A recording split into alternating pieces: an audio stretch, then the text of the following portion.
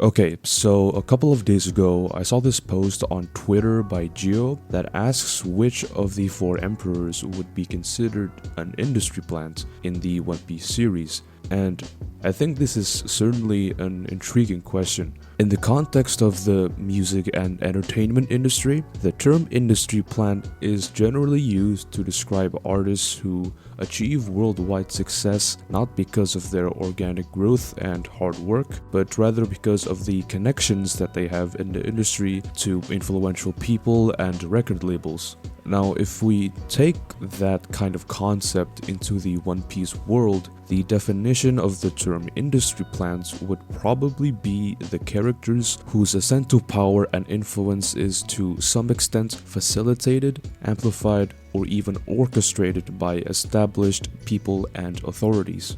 This could involve manipulating public perception, selectively leaking or suppressing information, providing indirect aid, or strategically positioning an individual to serve a larger purpose. Anyway, I'll go through each emperor from left to right, starting with probably one of, if not the biggest industry plant in the entire series, being Buggy the Clown. Now, I know that a lot of people like to joke about how Buggy's like secretly the strongest character in the series and he's only hiding his true power and potential, but let's be honest here, the fact that he's even alive right now is nothing short of a miracle.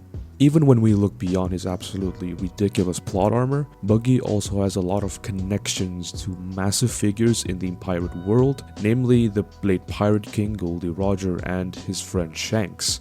His mere connection with the Pirate King and his fellow Emperor Shanks already gives him an incredible pedigree. His accidental leadership role during the Marineford War also got a lot of people to rally behind him, and his brave facade was broadcasted to the whole world, making them think Buggy is this like awesome strong figure on par with Shanks and all the other emperors. Then it got even worse when Buggy's men made the Cross Guild poster in such a way that it looked like Buggy had Crocodile and Mihawk under his control, which made his bounty skyrocket to 3.1 billion and eventually turned him into an emperor. As mentioned before, Buggy not only has connections within One Piece but outside of it too. Oda is probably Buggy's biggest supporter with how much Buggy gets away with everything that has happened in his life. All of this is basically to say that Buggy is most definitely one of, if not the biggest industry plant in One Piece, which would answer Gio's question, but the other three emperors are not safe from this question either. Shanks, for example, is not someone with a track record of becoming influential due to his own organic growth. Like Buggy, he has history with the late Pirate King Goldie Roger, and Roger himself also gave his straw hat to him, which could indicate that he trusts Shanks with the future of the pirate world.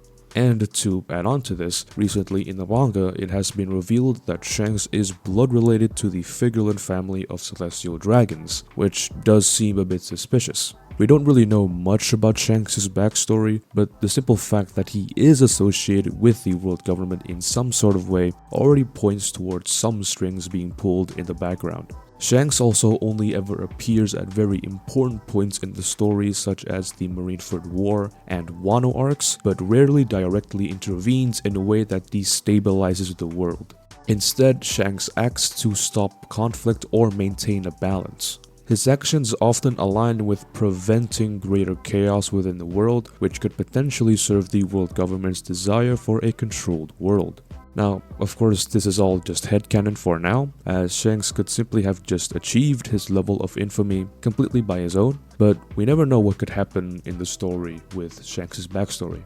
Blackbeard's an interesting case here because while he had a very meteoric rise to pirate infamy that is unusually quick for a pirate rookie, he was able to pull off such a feat due to his own cruel yet cunning decisions. When he was younger, he was also able to somehow give Shanks a permanent scar on his left eye, which could suggest that Teach had always been pulling off his dirty tricks since the beginning of his pirate career. He then joined the Whitebeard pirates for a short time before betraying them to get the Yami Yami no Mi by ending the life of Thatch. During the Marineford War, he also took advantage of the dying Whitebeard to get his devil fruit, the Gura Gura no Mi, for himself. While both of his devil fruits weren't outright given to him, Teach did take full advantage of the golden opportunities that were provided to him. Now, of course, with all that being said, Teach is probably the least likely to be an industry plant out of all the emperors here, because he mainly achieved his status due to being a very cunning and smart individual. Everything that I've said about him up to now is just trying to advocate for Teach being an industry plant, but let's be honest, it probably isn't him. And now we get to the main man himself, Monkey D. Luffy, and a lot of people are not gonna like what I say here, and that includes myself. I originally tried to advocate for Luffy not being an industry plant, but the more that I think about it, the more I realize that there's more arguments going against Luffy than going for him. Let's first start with the obvious fact that Luffy has had two of the most legendary mentors in the world personally teach him physically and mentally, being Shanks and Rayleigh. This fact alone already puts Luffy in a pretty good position, but then we start considering Luffy's absolutely ridiculous family tree. Luffy is the grandson of Garp, a legendary hero famed within the Marines, the son of Dragon, the infamous leader of the Revolutionary Army that has forces across the whole world, the brother of Ace, the 2nd Division commander of the Whitebeard Pirates, and Sabo, the chief of staff of the Revolutionaries. With that insane family tree, it's safe to say that Luffy has always been destined for greatness, even if he doesn't have the qualities of someone who works hard simply due to his family and friends. Then, on top of all of that, you add on to the fact that he was chosen to be the inheritor of one of, if not the single strongest devil fruit in the whole series by a godlike figure from the past, as well as the man who carries the will of Roger and Ace, and you have a character who has absolutely everything he needs to become legendary. Now, of course, I'm not saying that Luffy is 100% an industry plant and that he's like undeserving of his status or whatever. Luffy absolutely deserves his place among the emperors because he's one of the hardest workers in One Piece despite having a god fruit, and perhaps his own incredible spirit and will to become the Pirate King was the reason why the Gomu Gomu no Mi chose him to become its next wielder. But you can't deny the fact that Luffy was basically set up since the very beginning to become the Pirate King. Like, if you compare Luffy's journey to someone like Eustace Kid's, for example, Kid has a much harder time to become stronger and more famous compared to Luffy. Kid only has some dollar store off-brand Paramecia devil fruit, and he was nowhere near as special as Luffy was, yet despite all of that, he still continued on. I know it feels really weird to say that Luffy was an industry plant and that he was majorly assisted by his friends and family, but you can't really refute that statement either. So in conclusion, the most likely candidate for who would be an industry plant between the 4 emperors would probably be Buggy, due to his insane luck and plot armor, which allowed him to accidentally become an emperor despite being a fairly pathetic man.